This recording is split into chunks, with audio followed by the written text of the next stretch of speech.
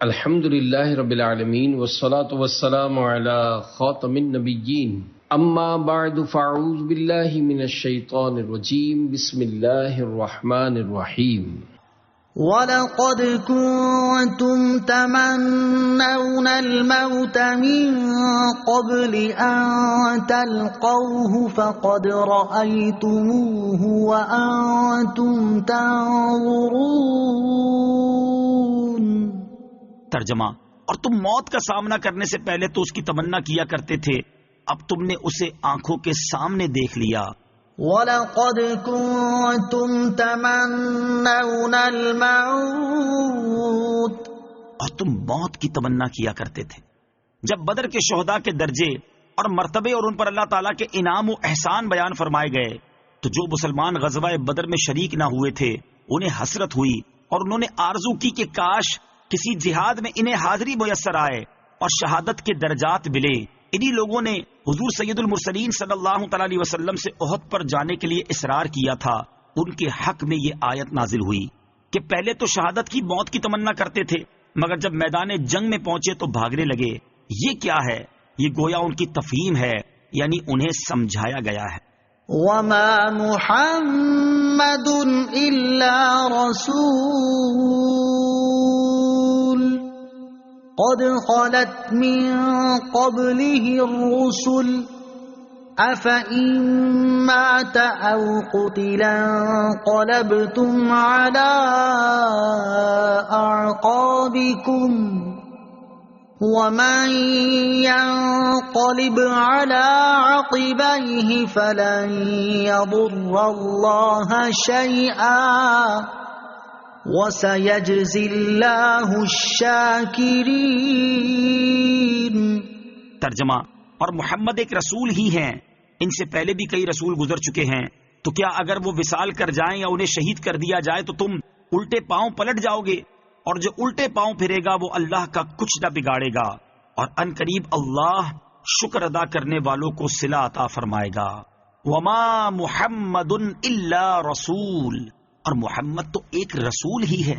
شان نزول: جنگ احد میں جب کافروں نے شور مچایا کہ محمد مصطفیٰ صلی اللہ تعالی علیہ وآلہ وسلم شہید ہو گئے اور شیطان نے یہ جھوٹی افواہ مشہور کر دی تو صحابہ کرام علیہم رضوان کو بہت اضطراب ہوا اور ان میں سے کچھ لوگ میدان جنگ سے بھاگ نکلے۔ لیکن پھر جب ندا کی گئی کہ سرکار علی وقار صلی اللہ تعالی علیہ وآلہ وسلم صحیح سلامت تشریف رکھتے ہیں تو صحابہ کرام رضی اللہ تعالیٰ عنہم کی ایک جماعت واپس آ گئی۔ حضور اقدس صلی اللہ تعالی علیہ وسلم نے انہیں یوں بھاگ جانے پر ملامت کی تو انہوں نے عرض کیا، ہمارے ماں باپ آپ علیہ الصلوۃ والسلام پر فدا ہوں، آپ کی شہادت کی خبر سن کر ہمارے دل ٹوٹ گئے اور ہم سے ٹھہرا نہ گیا۔ اس پر یہ آیت کریمہ نازل ہوئی اور فرمایا گیا کہ انبیاء علیہ الصلوۃ والسلام کے بعد بھی امتوں پر ان کے دین کی پیروی لازم رہتی ہے۔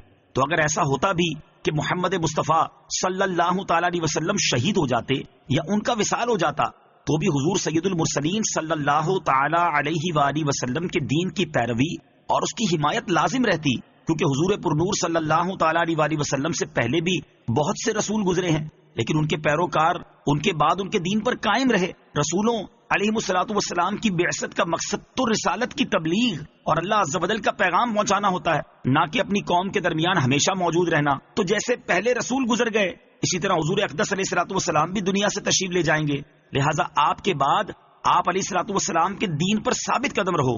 یہ کیا بات ہے کہ نبی اکرم علیہ الصلوۃ والسلام کے تشریف لے جانے کے بعد ان کے دین ہی سے پھر جاؤ؟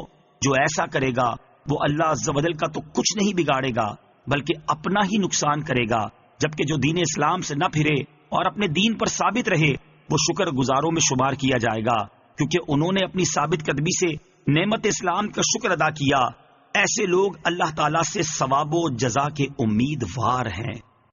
وَمَا كَانَ لِنَفْسٍ أَن تَمُوتَ إِلَّا بِإِذْنِ اللَّهِ كِتَابًا مُؤَجَّلًا وَمَن يُرِدْ ثَوَابَ الدُّنْيَا نُؤْتِهِ مِنْهَا وَمَن يُرِدْ ثَوَابَ الْآخِرَةِ نُؤْتِهِ مِنْهَا وَسَنَجْزِي الشَّاكِرِينَ۔ ترجمہ: اور کوئی جان اللہ کے حکم کے بغیر نہیں مر سکتی، سب کا وقت لکھا ہوا ہے اور جو شخص دنیا کا انعام چاہتا ہے ہم اسے دنیا کا کچھ انعام دے دیں گے، اور جو آخرت کا انعام چاہتا ہے ہم اسے آخرت کا انعام عطا فرمائیں گے، اور ان قریب ہم شکر ادا کرنے والوں کو صلہ عطا کریں گے۔ کتابم مؤجلا، سب کا وقت لکھا ہوا ہے۔ اس آیت میں جہاد کی ترغیب ہے اور مسلمانوں کو دشمن کے مقابلے پر جری بنایا جا رہا ہے کہ کوئی شخص بغیر حکم الہی کے مر نہیں سکتا، چاہے وہ کتنی ہلاکت خیز لڑائی میں شرکت کرے اور کتنے ہی تباہ کن میدان جنگ میں داخل ہو جائے، جبکہ اس کے برعکس جب موت کا وقت آتا ہے تو کوئی تدبیر نہیں بچا سکتی، خواہ وہ ہزاروں پہرے دار اور محافظ مقرر کر لے اور قلعوں میں جا چھپے، کیونکہ ہر ایک کی موت کا وقت لکھا ہوا ہے، وہ وقت آگے پیچھے نہیں ہو سکتا۔ وَمَن يُرِدْ ثَوَابَ الدُّنْيَا، اور جو دنیا کا انعام چاہتا ہے۔ یہاں سے لوگوں کے دو گروہوں کا تذکرہ شروع ہوتا ہے اور فرمایا جاتا ہے کہ جو شخص صرف دنیا کی نعمتیں اور آسائشیں چاہتا ہے اور اس کے عمل سے صرف دنیا کا حصول مقصود ہوتا ہے، ہم اسے دنیا دے دیتے ہیں، یعنی اس کے عمل پر اسے دنیا کا فائدہ مل جاتا ہے، اور چونکہ آخرت اس کا مطلوب نہیں لہٰذا آخرت کے ثواب سے وہ محروم رہتا ہے۔ جبکہ جو شخص اپنے عمل سے آخرت کا طالب ہوتا ہے اسے اخروی ثواب عطا فرمایا جاتا ہے، اور دنیا تو سب کو مل ہی جاتی ہے۔ اعمال کے ثواب کا دار و مدار نیت پر ہے۔ اس سے معلوم ہوا اعمال میں دار و مدار نیت پر ہے، جیسا کہ بخاری شریف کی حدیث ہے، انما الاعمال بالنیات، اعمال کا دار و مدار نیتوں پر ہے۔ جیسے یہاں جہاد کی بات چل رہی ہے تو جس کا مقصد جہاد سے صرف شہرت، دولت اور مال غنیمت ہوگا، ہو سکتا ہے کہ اسے یہ چیزیں مل جائیں لیکن آخرت کا ثواب ہرگز نہیں ملے گا، جبکہ اگر وہ آخرت کا طلبگار ہو تو آخرت کا ثواب تو اسے ملے گا، اس کے ساتھ وہ عزت و شہرت اور مال غنیمت سے بھی محروم نہیں رہے گا۔ صدق اللہ العظیم۔